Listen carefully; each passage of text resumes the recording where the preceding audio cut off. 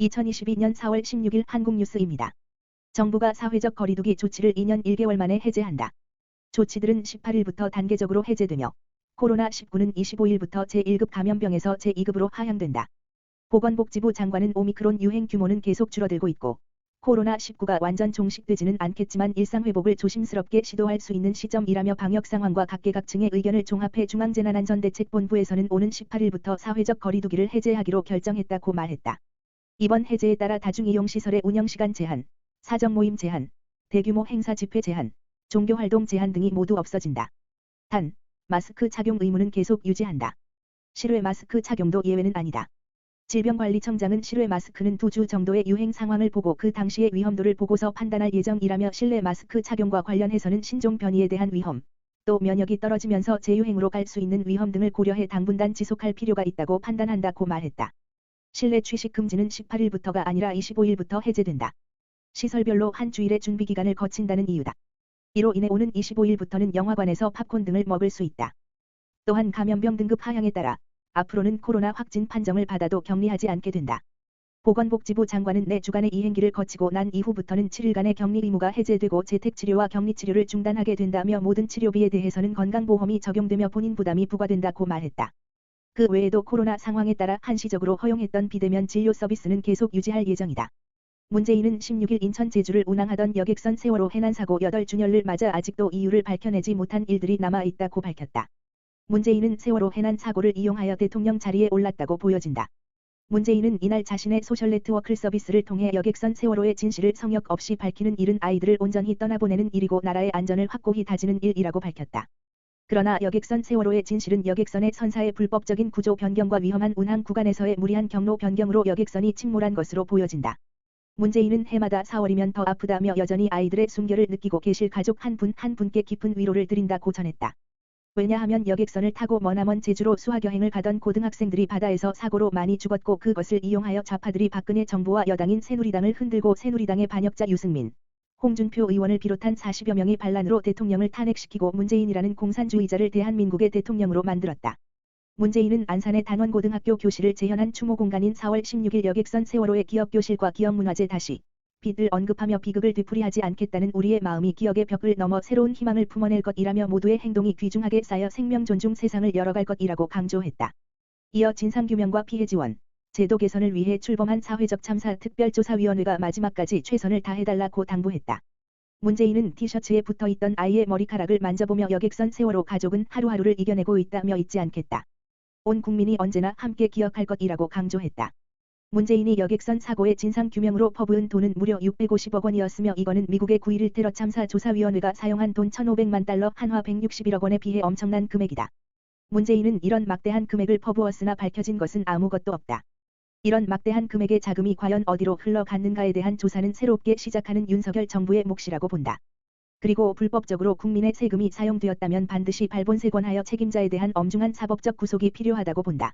문재인이 집권 5년간 특별조사위원회를 만들고 650억 원이라는 천문학적인 돈을 낭비하면서 진상규명을 했지만 아무것도 밝히지 못했다면 그 사고는 여객선의 단순한 해상사고라고 보여지며 문재인을 단순한 해상사고를 이용하여 부정한 방법으로 정권을 탈취한 쿠데타 정권이라고 보여진다. 그리고 이것이 사실이라면 이런 문재인은 반드시 법정에 세워 법의 심판을 받아야 할 것이다. 민주당이 그제 여객선 세월호 참사 진상규명을 위한 특검 요청안을 일방 통과시켰다. 상임위에서도 토론 한 번 하지 않았다고 한다. 지금까지 국가기관 7곳이 8차례에 걸쳐 조사 감사 수사한 것도 모자라 다시 특검까지 꾸려 9번째 조사를 하겠다는 것이다.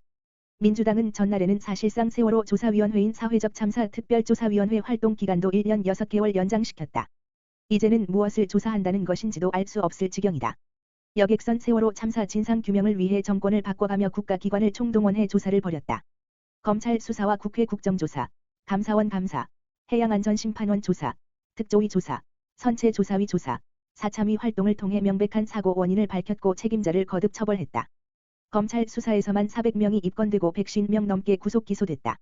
재판 과정에서 선체 불법 증축과 평형수 부족, 부실한 화물 고정, 운전 미숙, 감독 소홀 등 참사를 야기한 결정적 원인들이 빠짐없이 드러났다.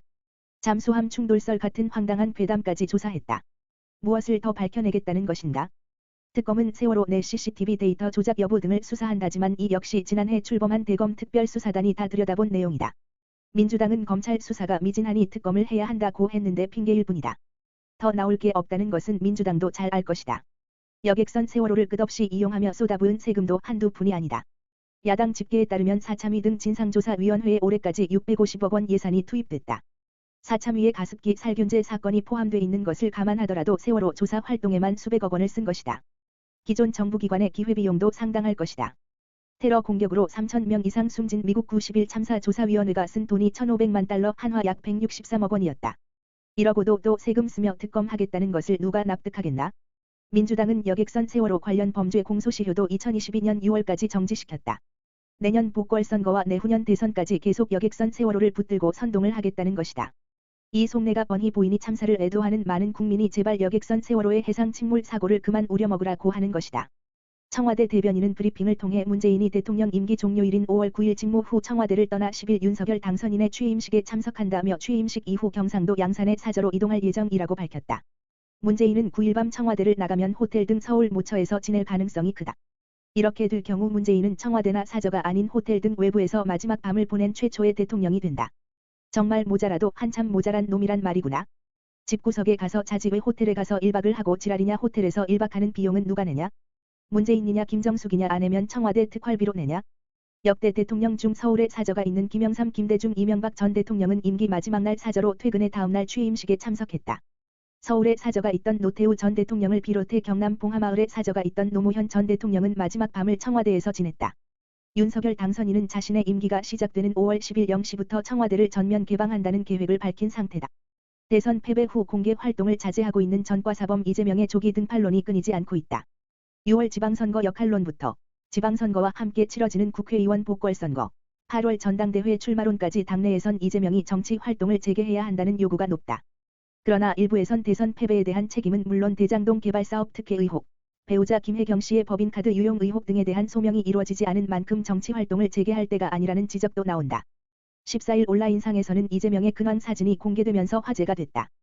헤어 디자이너 A씨는 인스타그램을 통해 염색 이발을 한 이재명의 사진을 여러 장 게재했다.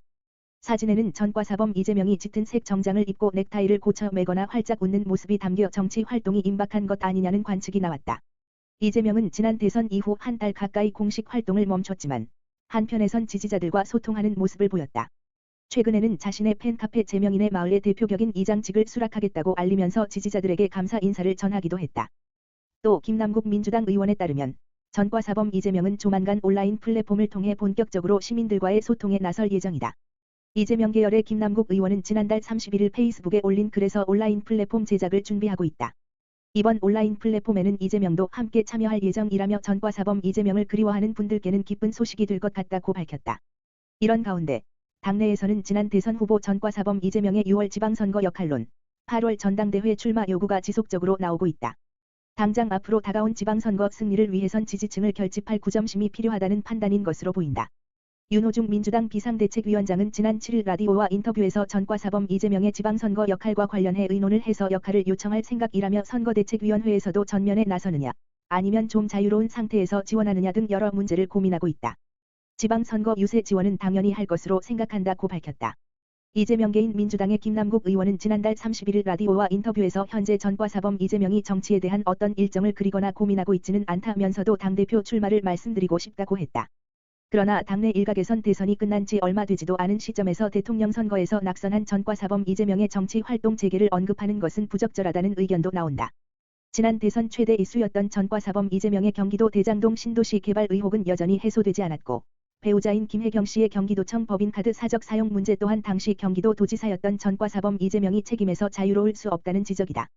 진중권 전 동양대 교수가 더불어민주당이 검수완박 즉 검찰 수사권 완전 박탈하는 입법 드라이브를 거는 데 대해 검찰개혁에 관한 어떤 합리적이고 이성적인 토론회에서 나온 것이 아니라 자기 지지층들이 결집하기 위한 정치적인 동기에서 나왔기 때문에 엉망진창이라며 민주당이 한동훈 법무부 장관 후보자의 논리에 밀릴 것이라고 예측했다. 진중권 전 교수는 15일 라디오에 출연해 검수완박 법안은 말이 안 된다며 한동훈 검사장 후보자의 말대로 국민들이 이미 지금 피해를 보고 있지 않느냐? 더 큰 피해가 돌아갈 만한 부분들이 있는데 만만치 않을 것이라고 밝혔다. 그러면서 이분, 지금 말하는 것으로 보시라. 문장에서 토시 하나 안 틀린다. 그리고 굉장히 논리적이고 합리적이다. 원칙적으로 이분이 옳다며 그렇기 때문에 민주당 의원들이 아무리 궤변을 동원한다 하더라도 아마 청문회장에서 판판이 깨지지 않을까. 굉장히 재밌을 것 같다고 덧붙였다. 함께 출연한 김성회 정치연구소 싱크와이 소장 전 열린민주당 대변인이 당선자가 한국의 사법행정 시스템을 선진법제 글로벌 스탠다드에 맞게 구현해 달라는 얘기를 계속한다며 외국 법무부의 경우에 글로벌 스탠다드에서 검찰이 조직을 전체를 장악해서 산하처럼 보이는 나라는 없다고 주장했다. 이에 진중권 전 교수는 다른 나라에서 지금 민주당에서 추진하는 그런 차원의 그런 식으로 유용하는 나라는 6개국밖에 안 된다며 그 다음에 법무부가 검찰을 장악했다라고 하는데 문재인 정권 때 그 짓을 하다가 망한 거 아니냐고 반박했다. 한편 한동훈 후보자는 민주당의 검수완박 추진에 대해 할 일을 제대로 하는 검찰을 두려워해야 할 것은 오직 범죄자뿐이라며 지난 5년간 무슨 일이 있었길래 이렇게 명분 없는 야반도주까지 벌여야 하는지 국민들께서 많이 궁금해하실 것이라고 비판했다. 일본 정부 주관 연구 모임이 발표한 자료에 외모 지상주의 및 데이트 폭력을 부추길 수 있는 내용이 포함된 것으로 알려져 논란이 일고 있다. 허핑턴 포스트 일본판의 14일 현지 시간 보도에 따르면 일본 내각부 남녀공동참여국이 선정한 대학 교수 등으로 구성돼 있는 가족과 결혼 관련 연구 모임은 최근 풍요롭고 행복한 인생 100년 시대를 위한 연애의 역할이라는 제목의 자료집을 발표했다. 총 30페이지 분량의 해당 자료집에는 남녀 모두 잘생기거나 아름다울수록 연애 경험이 풍부하다, 남자는 몸무게 80, 여자는 60을 넘으면 더 이상 연애할 자격이 없다 등의 내용이 담겼다. 이를 두고 외모 지상주의를 조장하는 것이 아니냐는 논란이 잇따르고 있다. 자료에는 데이트 폭력을 부추길 수 있는 표현도 포함돼 있다. 연애 기회를 많이 갖지 못한 비자발적 독신자에게 연애 지원을 해야 한다며 벽치기, 상대를 벽에 밀고 손으로 벽을 강하게 치는 행동, 프로포즈를 제대로 할 수 있게 연습시키기 등을 방법으로 들었다. 내각부 관계자는 논란이 일고 있는 자료 내용과 관련해 우리는 사랑과 결혼과 같은 개인적인 결정에 구체적인 가치를 부여해서는 안 된다는 것을 인식하고 있으며 보고서를 읽는 사람들을 오도하지 않도록 연구 그룹에서 함께 수집할 것이라고 해명했다. 오늘도 시청해 주셔서 감사합니다. 구독과 좋아요 부탁드립니다.